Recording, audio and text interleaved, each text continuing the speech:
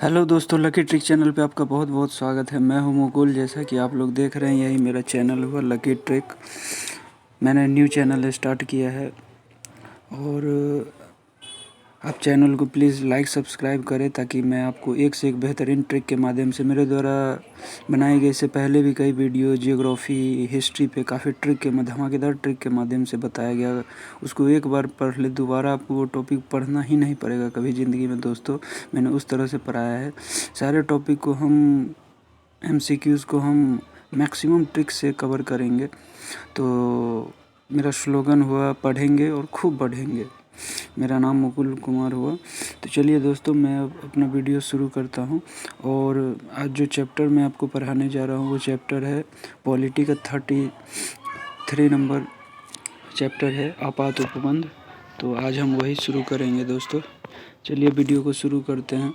और बीच बीच में मैं दोस्तों कुछ ट्रिक भी बताऊंगा। मैक्सिमम क्वेश्चन को मैं करूंगा ट्रिक से, लेकिन पॉलिटी एक ऐसा चैप्टर है जिसमें ज़्यादा से ज़्यादा ट्रिक तो नहीं बनता है, लेकिन मैक्सिमम मैं कोशिश करूंगा कि इसको कैसे याद किया जाए वो मैं आपको ट्रिक बताऊंगा, जो मैंने अपने UPSC एक्सपीरियंस में तैयारी के दौरान मैंने किया था। तो चलिए वीडियो को शुरू करते हैं दोस्तों।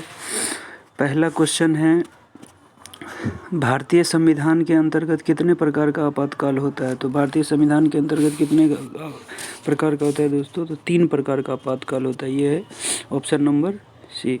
भारत का राष्ट्रपति किस प्रकार के आपातकाल की उद्घोषणा कर सकता है?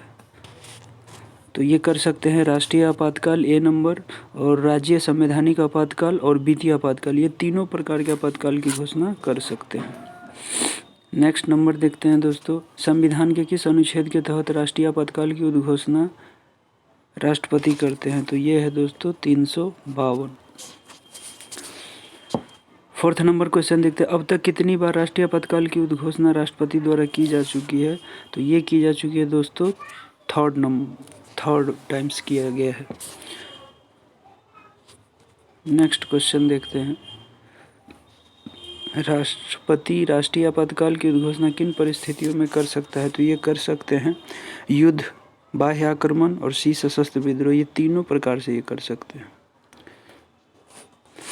बाह्य आक्रमण के आधार पर अब तक राष्ट्रपति ने कितनी बार राष्ट्रीय आपातकाल की उद्घोषणा की है? बाह्य आक्रमण के आधार पर अब तक 2 बार।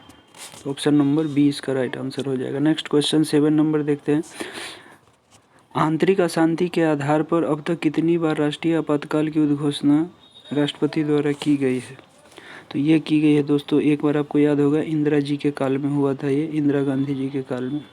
काफ़ी इनकी आलोचना भी हुई थी उस टाइम में। देश में पहली बार राष्ट्रीय आपातकाल की उद्घोषणा कब की गई? तो ये राष्ट्रीय आपातकाल की उद्घोषणा की गई थी 26 अक्टूबर 1962 को। ए नंबर इसका सही हो जाएगा, ऑप्शन नंबर।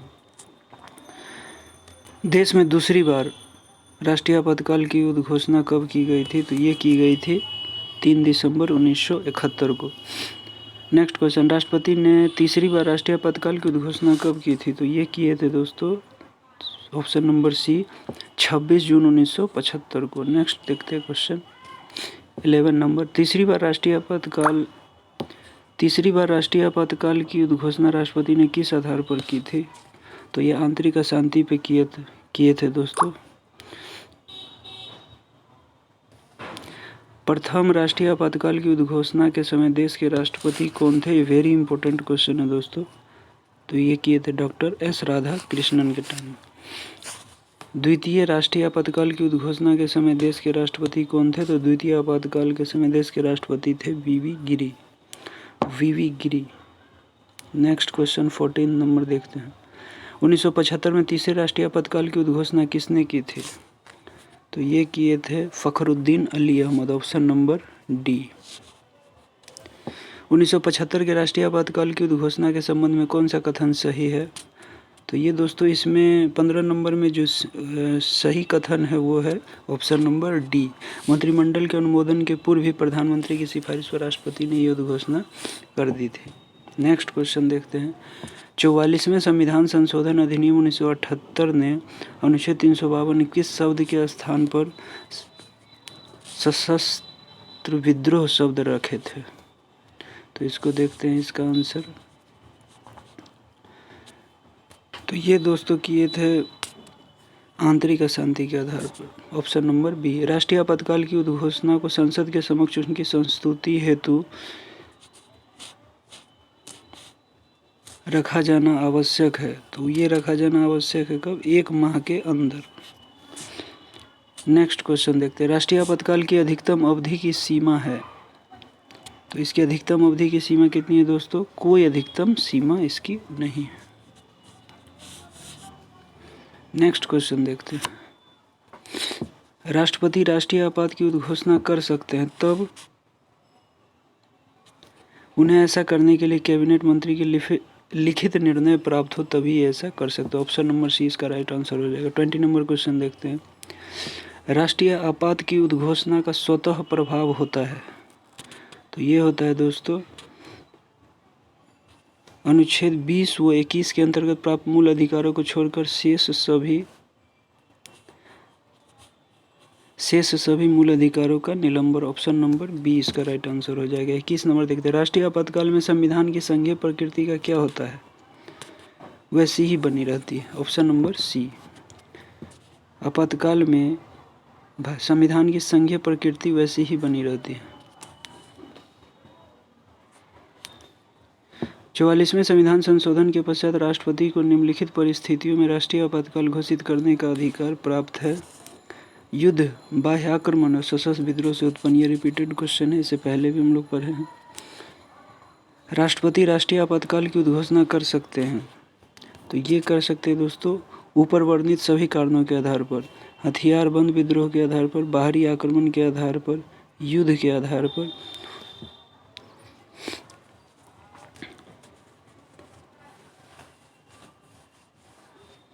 इसका ऑप्शन नंबर डी हो जाएगा। नेक्स्ट क्वेश्चन 24 देखते हैं।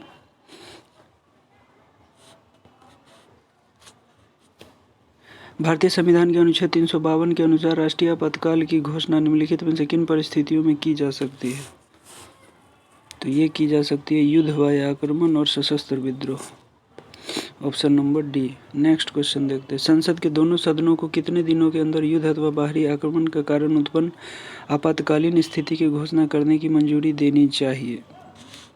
तो ये है दोस्तों ऑप्शन नंबर बी, 1 महीने में दे देना पड़ता है। Next 26 number. युद्ध या बाह्य आक्रमण के कारण की गई आपातकाल की घोषणा किनके द्वारा अनुमोदन होना चाहिए? तो ये होना चाहिए 1 महीने की घोषणा किसके द्वारा अनुमोदन होना चाहिए? तो 1 महीने के अंदर। नेक्स्ट क्वेश्चन देखते हैं। संविधान के किस अनुच्छेद के तहत राज्यों में संवैधानिक तंत्र के विफल रहने पर राष्ट्रपति शासन लगता है? तो ये लगता है दोस्तों 356 राष्ट्रपति शासन लगता है। 28 नंबर क्वेश्चन दोस्तों देखते हैं।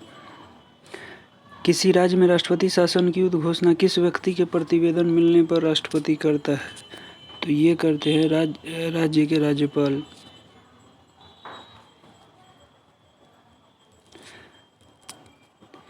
नेक्स्ट क्वेश्चन 29 नंबर देखते हैं। राज्य में राष्ट्रपति शासन से तात्पर्य राज्य में किसके शासन से है? तो यह है राज्य के राज्यपाल से। राष्ट्रपति द्वारा राज्यों में राष्ट्रपति शासन उद्घोषणा के कितने दिनों के भीतर संसद की स्वीकृति आवश्यक है? तो यह आवश्यक है 2 माह। किसी राज्य में सामान्यतः किसके परामर्श से राष्ट्रपति शासन लागू किया जाता है? तो ये किया जाता है राज्यपाल के द्वारा। किसी राज्य में राष्ट्रपति शासन की प्रारंभिक अवधि कितनी होती है? 32 का। तो इसका देखेंगे दोस्तों, इसका ऑप्शन नंबर सी हो जाएगा, 6 माह। प्रारंभिक अवधि जो होती है वो 6 माह होती है। 33 राष्ट्रपति शासन किसी भी परिस्थिति में 1 वर्ष से अधिक समय तक लागू नहीं हो सकता, परंतु यह अवधि 3 वर्ष तक बढ़ाई जा सकती है यदि। तो इसका ऑप्शन नंबर जो है इसका राइट आंसर सी हो जाएगा। चुनाव आयोग घोषणा करे कि परिस्थिति चुनाव योग्य नहीं है तभी वो ऐसा कर सकते हैं।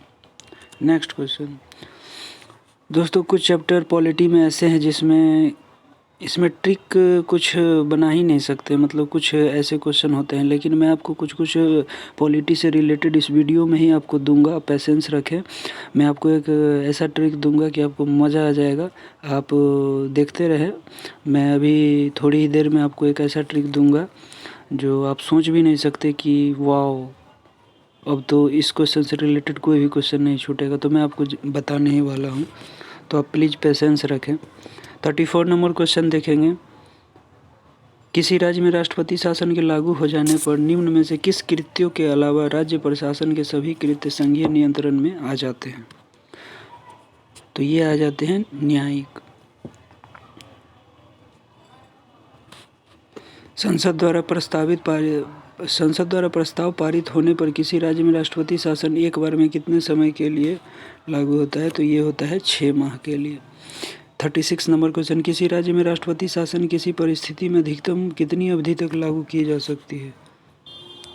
तो अधिकतम लागू की जा सकती है 3 वर्ष तक। नेक्स्ट क्वेश्चन देखते हैं 37 नंबर। 42वें संविधान संशोधन अधिनियम 1976 द्वारा राष्ट्रपति शासन की 6 माह की अवधि को बढ़ाकर कितना कर दिया गया था? तो ये कर दिया गया था दोस्तों 12 माह। प्रथम बार राष्ट्रपति शासन कब लागू किया गया था? ये प्रथम बार राष्ट्रपति शासन लागू किया गया था 20 जून 1951। ऑप्शन नंबर 20 का राइट आंसर हो जाएगा। Next question 39। प्रथम बार राष्ट्रपति शासन किस राज्य में लागू हुआ था? तो ये लागू हुआ था पंजाब में। अब तक किस राज्य में सर्वाधिक लंबी अवधि तक राष्ट्रपति शासन लागू हुआ? सबसे लंबी अवधि तक लागू हुआ था, ये हुआ था जम्मू कश्मीर में। दोस्तों हम लोग फटाफट MCQs ऐसे ऐसे करेंगे कि ज़्यादा इधर उधर वीडियो में घुमा फिरा वाली कोई ऐसी बात नहीं होगी। क्विकली हम लोग रिवीजन करेंगे ताकि एग्ज़ाम से पहले जल्दी से जल्दी हम लोग क्विक इसी तरह रिवीजन करते जाएं और अपनी तैयारी को चार चांद लगा दें ताकि एग्ज़ाम में जाकर तुरंत हम लोग टिक करें। राष्ट्रपति शासन की सर्वाधिक बार घोषणा की गई है? तो ये की गई इंदिरा गांधी के प्रथम शासनकाल में। Option number A. 42 number question. अनुच्छेद 356 की व्यवस्थाओं का प्रयोग करते समय राष्ट्रपति किन शक्तियों को अपने हाथ में ले सकता है? तो ये ले सकते हैं 1 और 2 को ले सकते हैं, कार्यपालिका शक्तियाँ और विधायी शक्तियाँ। न्यायिक नहीं ले सकते, कार्यपालिका और विधायी ले सकते हैं। दोस्तों मैं यहाँ आपको थोड़ा सा एक ट्रिक बता देता हूँ, और जो कि मैं हर वीडियो के लास्ट में या बीच में ही देने का कोशिश करता हूँ। प्रत्येक वीडियो में ये चीज़ें मैं करता हूँ। आज का मेरा ये ट्रिक पॉलिटी से ही रिलेटेड। अगर पॉलिटी का कोई सेक्शन चल रहा हो तो मैं ट्रिक भी दूंगा, पॉलिटी से रिलेटेड ही दूंगा, कोई अलग नहीं दूंगा। तो चलिए एक ट्रिक देखते हैं। तो ट्रिक है ये दोस्तों, MHTMA और G। आपने लिख दिया होगा MHTMAG। सर ये क्या है? तो मैं आपको बताता हूँ। आज के बाद कभी अगर ये भूल गए तो फिर बताना। ये दोस्तों सॉरी MHTMAG। सर आखिर MHTMAG आखिर है क्या? चलिए दोस्तों बताता हूँ। इसको हम लोग दोस्तों MHTMA महात्मा आ रहा है ना दोस्तों, महात्मा। हम लोग महात्मा ऐसे लिख सकते, मान के चलते महात्मा का ये राइट स्पेलिंग नहीं है, लेकिन महात्मा हम लोग ले सकते हैं। MHTMA महात्मा ऐसे करके हम लोग 3-4 बार प्रैक्टिस करेंगे, ये आ जाता है। महात्मा और जी से गांधी। तो यही दोस्तों ट्रिक है, महात्मा गांधी। तो आप लोग सोच रहे होंगे सर ये आखिर है क्या चीज़ का ट्रिक है? तो दोस्तों मैं बताता हूँ कि केंद्र शासित प्रदेश से, यानी यूनियन टेरिटरी से स्टेट बना हो, यानी केंद्र शासित प्रदेश से जो राज्य बना है उसका ये ट्रिक है, महात्मा जी। यानी ये जितने भी महात्मा जी है ये केंद्र शासित प्रदेश से पहले केंद्र शासित प्रदेश से जो अब राज्य में कन्वर्ट हो गए। तो चलिए देखते हैं कि महात्मा जी में ये सब क्या है। एम से देखते हैं दोस्तों, एम से देखते हैं मणिपुर, ये पहले केंद्र शासित था। एच से दोस्तों देखते हैं हिमाचल प्रदेश, ये पहले केंद्र शासित था जो अब राज्य हो गया है। टी से हम लोग देखेंगे त्रिपुरा। इस एम से हो जाएगा मिजोरम,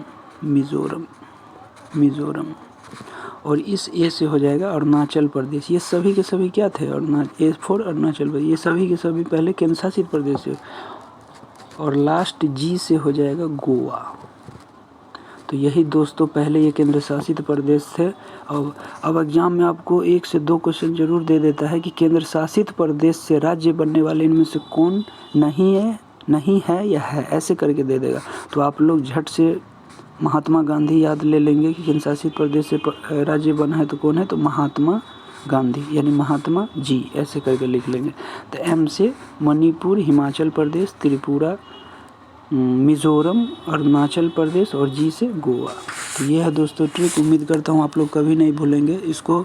आप मेरे द्वारा पढ़ाई गई वीडियो के समय आप एक चीज़ याद रखना कि आप हर सेक्शन का कॉपी नोट्स बुक बनाते चलना। अगर मैं पॉलिटी पढ़ा रहा हूँ तो पॉलिटी सेक्शन का कॉपी आप लोग खोल के रखेंगे। मैं कब आपको एक ट्रिक दे दूँगा और कब इस ट्रिक के माध्यम से आप 2 क्वेश्चन या 3 क्वेश्चन सॉल्व कर देंगे एग्ज़ाम में, आपको पता भी नहीं चलेगा दोस्तों।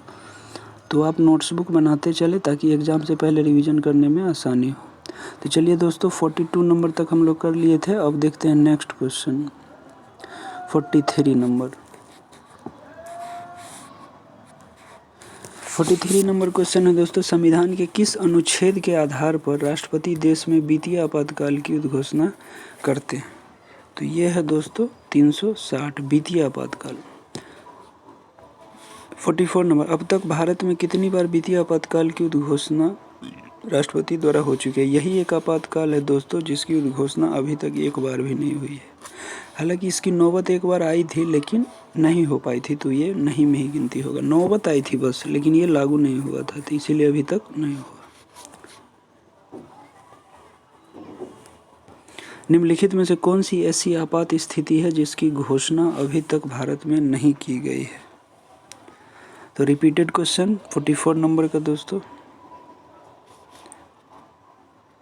वित्तीय आपात की घोषणा अभी तक नहीं हुई। 46, वित्तीय आपात स्थिति के दौरान राज्य विधानमंडलों द्वारा पारित सभी वित्त विधेयकों को निम्नलिखित में से किसके विचारार्थ आरक्षित रखा जाता है। तो ये आरक्षित रखा जाता है राष्ट्रपति के। दोस्तों अभी के राष्ट्रपति आप लोगों को पता होगा, ऑनरेबल प्रेसिडेंट रामनाथ कोविंद जी अभी हैं हमारे देश के।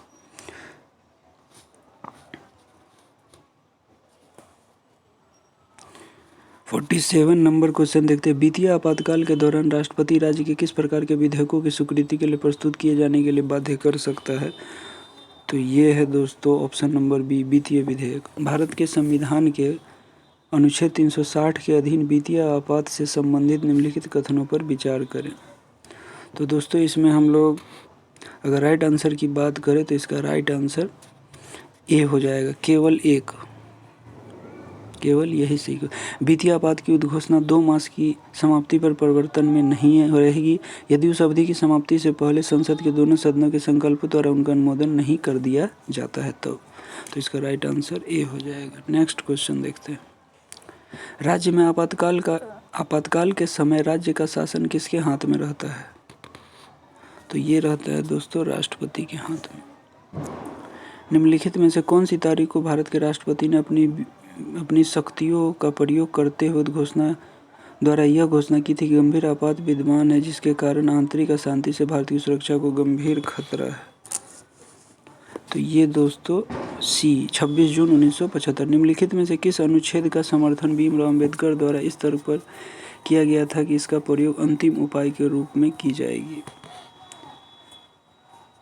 तो ये है दोस्तों अनुच्छेद 356।